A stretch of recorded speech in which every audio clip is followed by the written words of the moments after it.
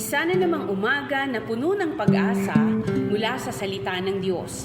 Halina at makibahagi sa ating umagang pagbubulay, pagpapalakas at pagpapatatag sa ating pananampalataya sa Panginoong Hesus. Mula sa Section 6 ng Southern Tagalog District Council of the Assemblies of God, tayong lahat ay magkaisa sa pagpapalagong espiritual.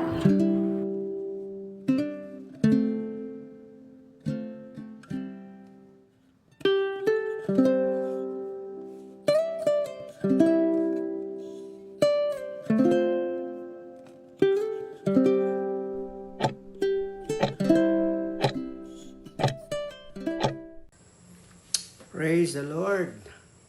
Purihin ang Panginoon sa araw na ito at salamat sa Diyos pagkat muli tayo po ay binigyan ng panibagong buhay, lakas ng ating Panginoon at panibagong gising ang ating naranasan. Salamat po sa Panginoon at napakainam na sa pagkagising natin ay nagbubulay-bulay tayo ng kanyang salita. Nang sa ganon ay magsilbing kalakasan ng ating espiritual na buhay.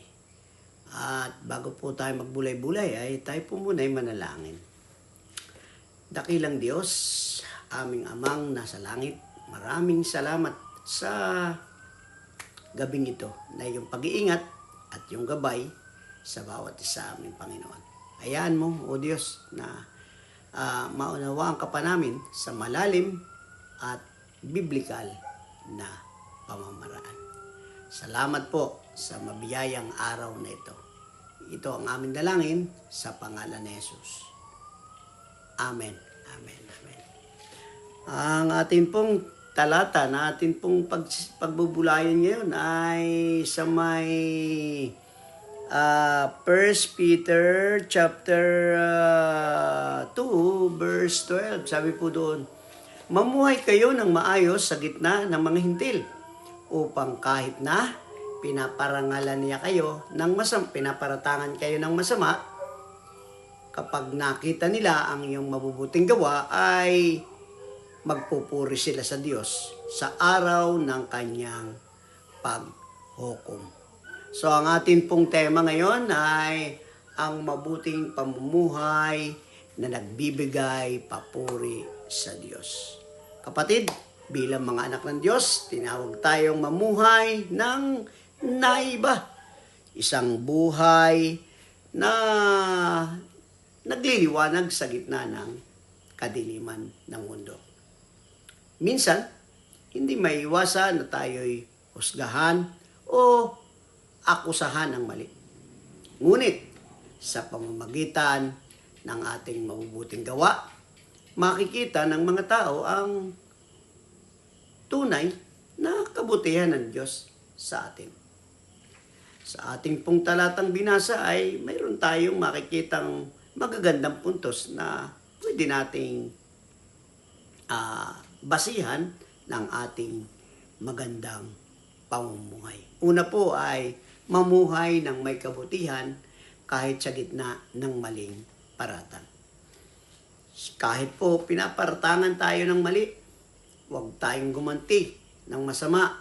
Sa halip, ipakita natin ang kabutihan ni Kristo sa ating pag-uugali at gawa. Sabi po ng Matthew chapter 5 verse 16, pagliwanagin ninyo ang inyong mga ilaw sa harap ng mga tao upang makita nila ang inyong mga mabubuting gawa at luluwalatiin ang inyong amang nasa langit. Amen. Pag ganun po, mapapansin po natin, ang mga tao ay luluwalhati sa Diyos. Bakit? Dahil sa mabuti nating mga gawa. So ito ang nais ng Diyos. Bilang mga Kristiyano, bilang namumuhay na sumusunod sa kalooban ng Panginoon, mamuhay ng may kabutihan kahit sa gitna ng maling paratang. Salamat sa Diyos. Magagawa natin ito sa tulong ng ating Panginoon. Ikalawa po ay yung ang mabuting gawa ay patotoo ng tunay na pananampalataya. Sabi po ng Santiago, chapter 2, verse 17. Gayon din naman, ang pananampalatayang walang kasamang gawa ay patay. Tama po yun. Ano po? Kinakailangan ang ating pamumuhay ay isang ebidensya ng ating paniniwala. Ang bawat kabutihan, pagtulong, at katapatan ay salamin ng buhay na binago ni Kristo. Kapatid, isang bagay na napakagandang patotoo para sa atin, na tayo mismo, ay isang magandang patotoo na may binago tayong buhay ng ating Panginoon.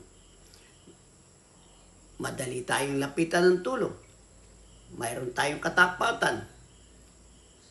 So, ito yung ilang bagay na binago sa atin ng ating Panginoon.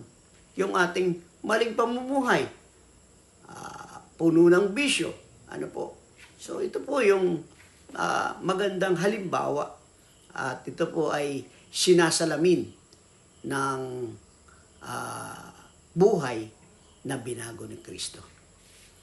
Ang katibayan po, sabi ng 2 Corinthians chapter 5:17, if anyone be in Christ is a new creation.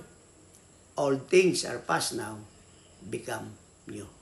Kailangan makita sa atin ang tunay na may pananampalataya. Sabi dun sa ating binasa sa Santiago chapter 2 verse 17. Gayon din naman ang pananampalataya ay walang kasamang gawa ay patay. Samahan po natin. Kung tayo naging kay Kristo na, dapat ang buhay natin ay mayroong binagong buhay at magandang patotoo sa harapan ng maraming tao. Sa ganon, sabi doon, maluluwalhati ang amang nasa langit. Purihin ang ating Panginoon sa mga talata na ating pinagbulayan. Ganon din, ikatlong bagay po, ang layunin ng mabuting pamumuhay ay upang purihin ang Diyos. Hindi lang tayo nagpupuri.